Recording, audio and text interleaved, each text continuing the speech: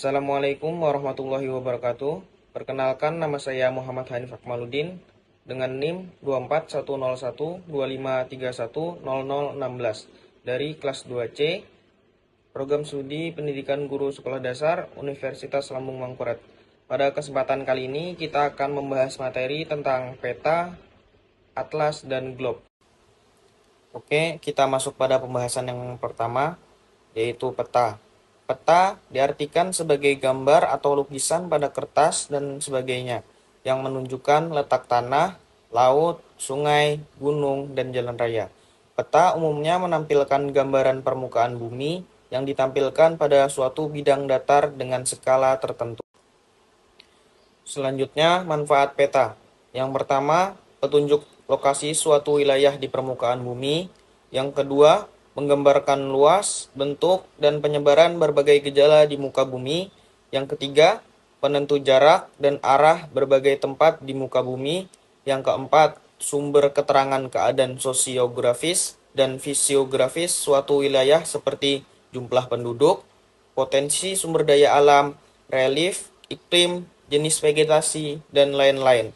Yang kelima, sarana penerangan wilayah seperti digunakan oleh pemerintah dan militer. Yang terakhir, sebagai dokumen. Oke, selanjutnya yaitu komponen-komponen pada peta. Yang pertama ada judul peta, yang kedua ada garis tepi, yang ketiga ada orientasi, yang keempat ada skala peta, yang kelima ada legenda, yang keenam ada koordinat atau garis bujur dan lintang, yang ketujuh ada simbol peta, yang kedelapan ada lettering, yang kesembilan ada warna peta. Selanjutnya, jenis-jenis peta berdasarkan isi peta. Ini terbagi menjadi dua. Yang pertama yaitu peta umum. Peta umum terbagi menjadi tiga.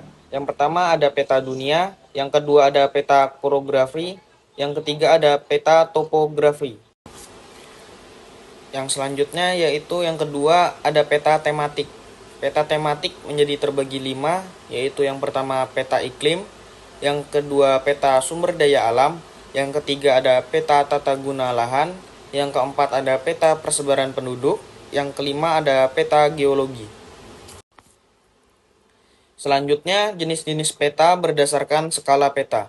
Yang pertama ada peta kadaster, yang kedua ada peta skala besar, yang ketiga ada peta skala sedang, yang keempat ada peta skala kecil, dan yang terakhir ada peta geografi.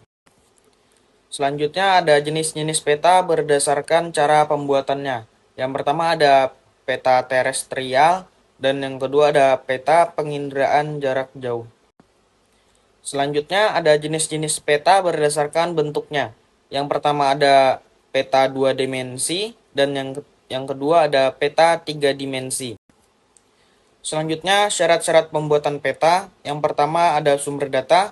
Sumber data yang digunakan dalam pembuatan peta berasal dari berbagai sumber, seperti hasil observasi langsung, hasil interpretasi foto udara dan citra satelit, serta informasi statistik. Yang kedua yaitu simbol. Simbol pada peta berfungsi untuk merepresentasikan berbagai objek geografis. Jenis simbol yang digunakan meliputi simbol titik, simbol garis, dan simbol wilayah atau area. Selain itu, terdapat juga simbol piktorial, geometrik, dan huruf yang digunakan sesuai dengan kebutuhan peta. Yang ketiga, lettering. Judul peta ditulis dengan huruf kapital dan tegap. Nama-nama yang berkaitan dengan unsur air ditulis dengan huruf yang miring, misalnya sungai, dan tulisan sejajar dengan arah sungai. Kemudian ukuran huruf disesuaikan dengan estetika dan kebutuhan peta. Nama ibu kota ditulis lebih besar dibandingkan dengan nama kota lainnya. Selanjutnya, yang keempat yaitu warna. Yang pertama warna hitam. Warna hitam digunakan untuk detail penghuni, lettering, tumbuhan karang, dan tapal batas. Warna biru digunakan untuk unsur air dan daerah dingin. Semakin biru warnanya, maka semakin dalam perairan tersebut. Warna hijau digunakan untuk vegetasi, dataran rendah, dan hutan. Warna coklat digunakan untuk kontur, daerah berbukit, gunung, serta terkadang untuk jalan raya. Warna merah digunakan untuk daerah panas dan unsur penting lainnya seperti jalan, kota, dan gedung-gedung penting. Warna kuning menunjukkan daerah kering, ketinggian menengah, dan wilayah dengan vegetasi yang sedikit. Warna oranye digunakan untuk menunjukkan jalan-jalan yang kurang penting. Selanjutnya, sejarah peta. Yang pertama, 16.500 sebelum Masehi. Peta tertua berupa lukisan bintang ditemukan di Gua Las Saux, Prancis. Yang kedua, 12.000 sebelum Masehi. Peta bintang Corona Borealis ditemukan di Gua El Castillo, Spanyol. Yang ketiga, zaman Babilonia, peta dibuat dalam bentuk lempengan tanah liat. Yang keempat, 1450 Masehi, peta Fra Mauro dibuat oleh biarawan yang menggambarkan dunia dengan detail tinggi. Yang kelima, abad ke-20, peta berkembang dengan teknologi foto udara dan citra satelit. Sekarang kita lanjut kepada materi yang kedua, yaitu atlas.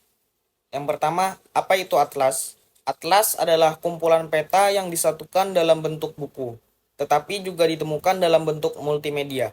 Atlas memuat informasi geografis, batas negara, statistik geopolitik, sosial, agama, dan ekonomi. Selanjutnya yaitu jenis atlas. Yang pertama ada atlas umum. Atlas umum merupakan atlas yang memberikan informasi secara umum tentang objek geografi di permukaan bumi. Contohnya, Atlas Indonesia yang berisi peta-peta provinsi di Indonesia. Yang kedua ada atlas khusus.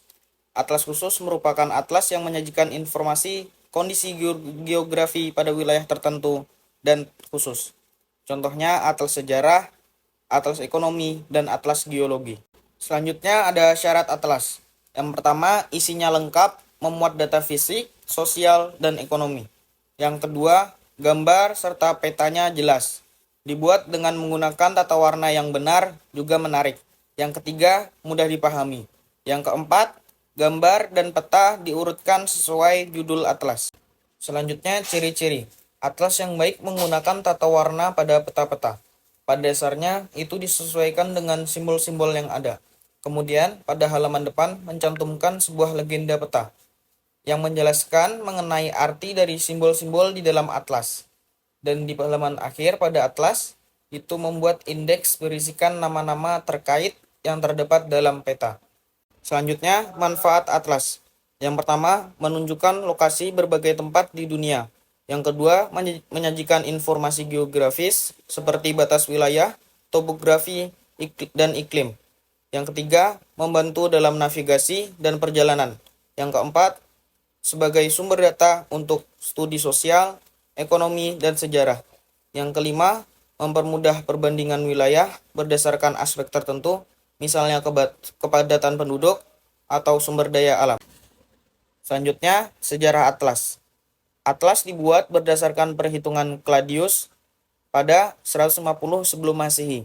Yang kedua, Abraham Ortelius membuat atlas modern pertama pada 1570 dengan judul Tetrum Orbis Terrarum.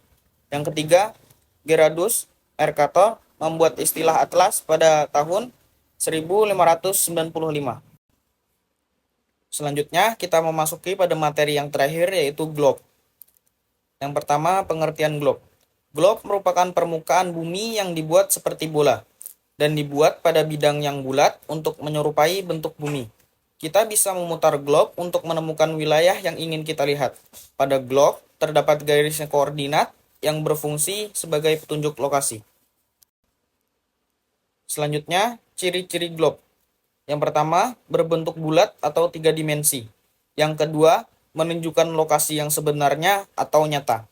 Yang ketiga, dapat mengetahui suatu titik pada suatu wilayah atau lokasi lain di seluruh permukaan bumi. Yang keempat, globe dipasang dengan kemiringan 23,5 derajat, sesuai dengan posisi bumi terhadap matahari. Mungkin itu saja pembahasan materi tentang peta, atlas, dan globe. Semoga bermanfaat. Salah hilap mohon maaf. Wassalamualaikum warahmatullahi wabarakatuh. Terima kasih.